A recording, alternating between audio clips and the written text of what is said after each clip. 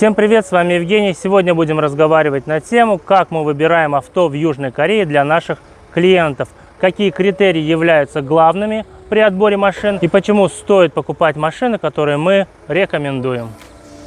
Поехали!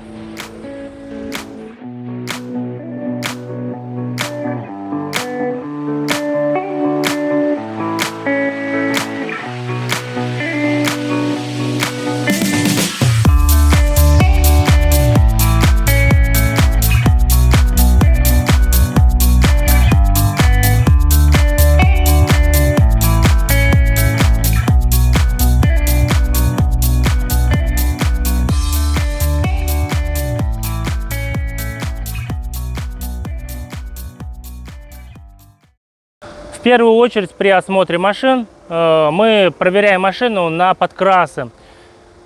Предметы шпаклевки, резаные места, если таковые находятся, мы просто отказываемся от машины и едем дальше, пропускаем, смотрим следующую. Бывают моменты, когда есть косметические подкрасы, и эти подкрасы, они в принципе ни на что не влияют. Если хорошо сделан элемент, мы рассказываем это нашему клиенту. И если тот соглашается, конечно же, мы берем такую машину, и в принципе нам за нее не стыдно, потому что это является одним из главных факторов при подборе автомобилей.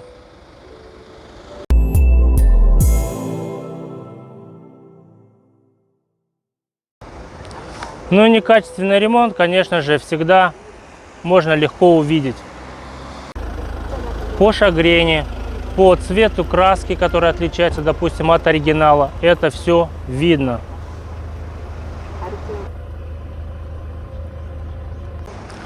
После визуального осмотра обязательно проверяем лакокрасочное покрытие специальным прибором, или который в народе называется толщик или толщиномер.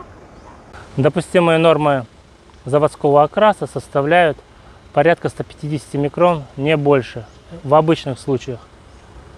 Ну и в нашем случае 91 микрон.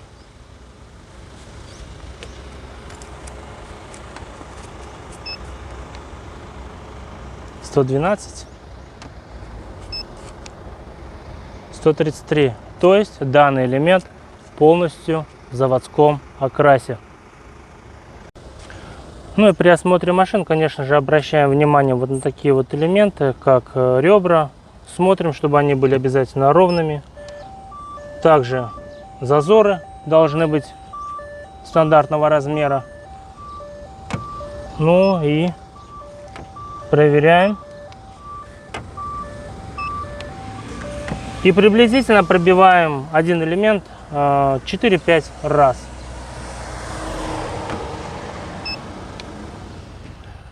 Проверяя лакокрасочное покрытие, открываем багажник и обращаем внимание на крепежи, на болты. Грани не должны быть сорваны, и краска должна быть родная, заводская. Также обращаем внимание на заводскую сварку, точечную сварку. Обычно, если производились какие-то сварочные работы, резались места, то в этих местах все эти элементы, они затираются, то есть точек уже здесь нет. Хотя в некоторых видео я видел, что люди рисуют точки. Такое бывает.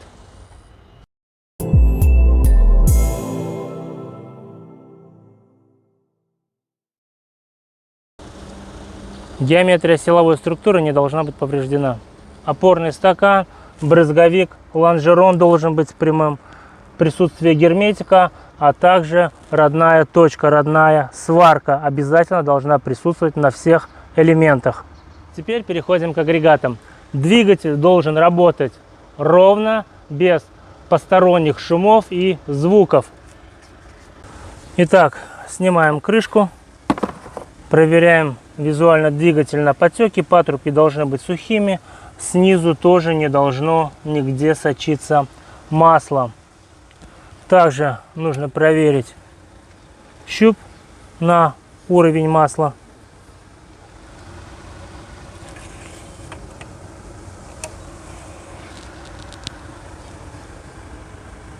Ну и все нормально.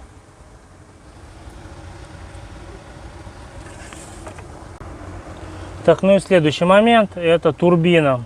Она находится тут поблизости, и сразу мы расскажем про нее. Так, здесь тоже не должно быть никаких масляных пятен, никаких масляных подтеков.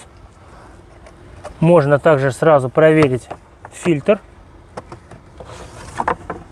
но здесь его явно нужно менять.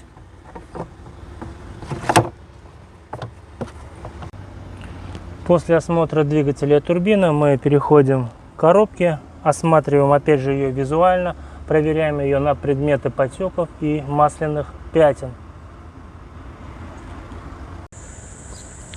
Ну и плавно переходим к интерьеру автомобиля.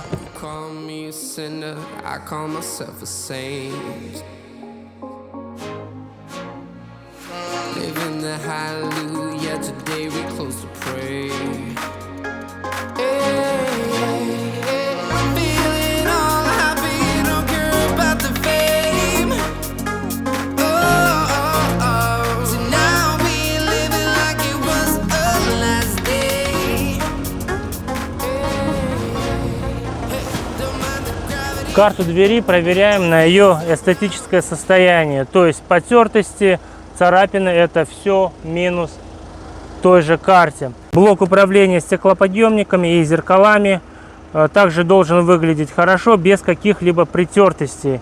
То есть когда он выглядит хорошо, то есть соответственно это нравится нашим клиентам.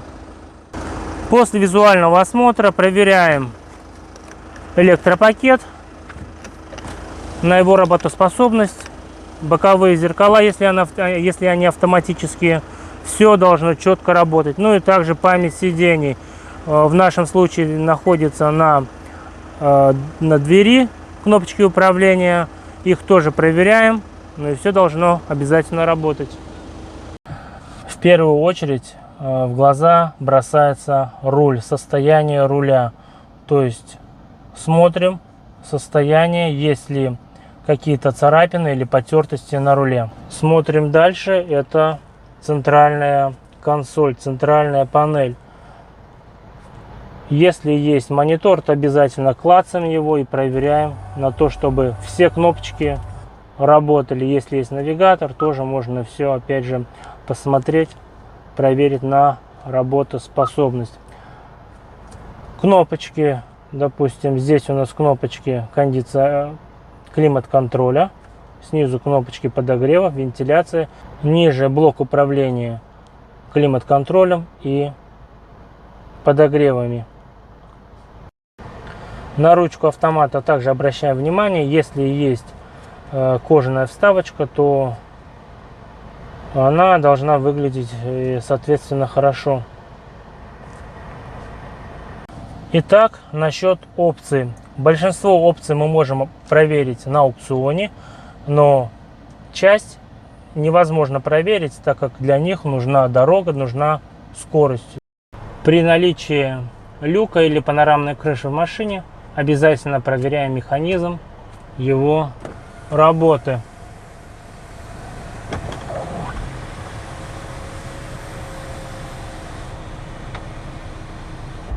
В данной машине люк работает исправно, вернее панорамная крыша.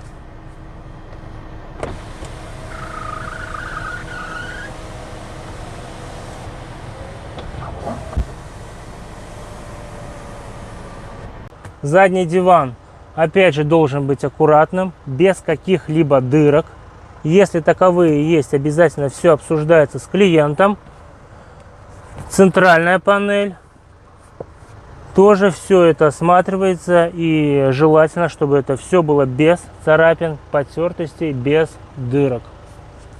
Ну и чтобы убедиться в работоспособности двигателя, нажимаем на педаль газа и методом перегазовки проверяем опять же двигатель.